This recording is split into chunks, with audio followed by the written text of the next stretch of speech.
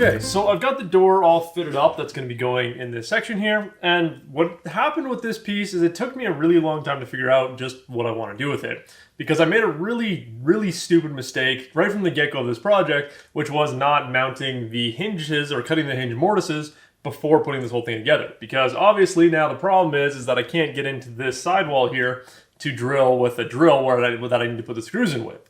And it would just be hard to cut the hinge mortise anyway in this confined area. But yeah, mainly I just can't get in there with a drill to drill the hole for the screws. So what I'm going to do instead is I'm going to jerry rig it so that this is held in just with some magnets. So I've got these offcut pieces from cutting some of the other panels here. And so all I'm going to do is I'm going to take a small strip of them, embed a magnet into the top and bottom section of those strips, and then mount it on the inside with a couple of screws. And I'm just going to do that. I'm going to put the nice small one right there and a small one there. And what these are going to do is they're going to overhang just ever so slightly so that when this thing is in there, it's just going to lean up against them. Now it's going to remove a little bit of the width from this section, but I'm not planning to put anything this wide through this section anyway. I want this section for holding things like some paper or, I don't know, small, random, narrow stuff that isn't going to be massive anyway. And so I've had a lot of issues with this project right from the beginning. Everything from building the cases to, cutting the mortises and assembling it, gluing it up. Every little step of this project has had a major stumbling point up until basically this part right now. Doing the desktop, doing the back panels, all of that was fairly simple because I just had a piece and I just made it. Whereas with these cases, I really didn't take the time to think about everything that had to go into these cases before I actually went ahead and put them together.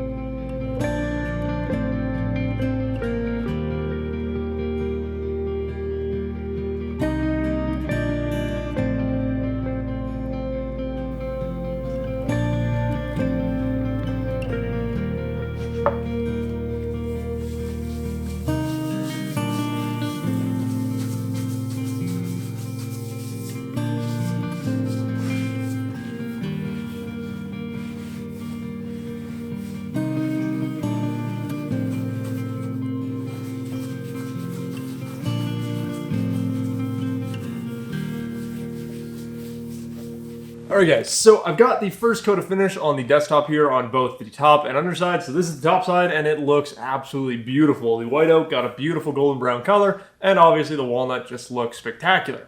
So on the desktop here, I'm using tried and true varnish oil, which is a little bit different than their original oil in that it has pine resin mixed into it. Which the real benefit of the varnish oil is that it'll leave a harder surface compared to the original oil, which just has beeswax in it. And so the pine resin, as this finish cures, will basically harden up and create a film finish, or similar to a film finish, on the top of this desk, which will make it a little bit more resistant to things like watermarks from cups, and just general, putting plates and different stuff on this desk. So I want this to be as tough as possible. And so normally I would only do about 2 coats. On the rest of the desk, which you can see sitting back there, I'm only going to be doing about 2 coats of the original oil, whereas on the desktop here, I'm going to be doing 3 coats of the varnish oil and then finishing it off with a paste wax finish. This will make it a nice, tough, really strong, resistant finish on the top of this desk so that the wood is properly protected. But again, the most important thing to remember here is that when you're making a tabletop, you don't really need to worry about protecting the wood. When you make a proper tabletop, I should say.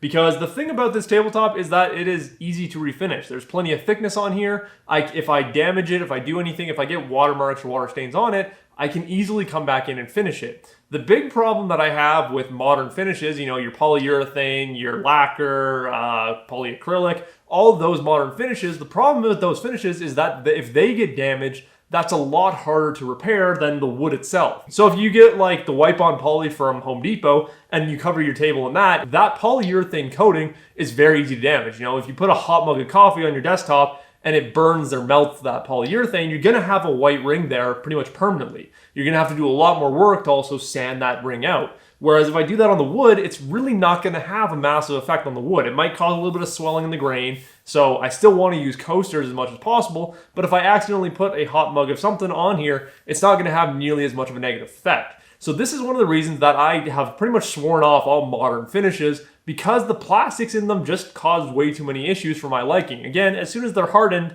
theoretically they should be fine, but as soon as you put something hot on them, that's where you start to run into issues. Whereas if you just have a traditional wooden top with a traditional oil finish on it, it's much more resistant to the real world that you're going to be working in. So yes, your polyurethanes in that will create a plastic coating finish so that the wood itself won't get damaged, but when the surface inevitably does get damaged, either from heat, scratches, whatever it may be, that plastic finish becomes very obvious because you get white streaks, you get marks and all that. It just looks horrible. So I don't use any kind of modern finishes for that exact reason. And so for a desktop like this that I'm going to be using, the oil finish just feels a hell of a lot better. It feels natural. It feels nice compared to a polyurethane or something like that. But it also just is easy to refinish. So again, if I damage it, if I spill some ink or something on it, it's very easy to go back in, sand that area off, clean it up, and then just apply the oil finish again, because it's not going to massively affect the overall features of the desk.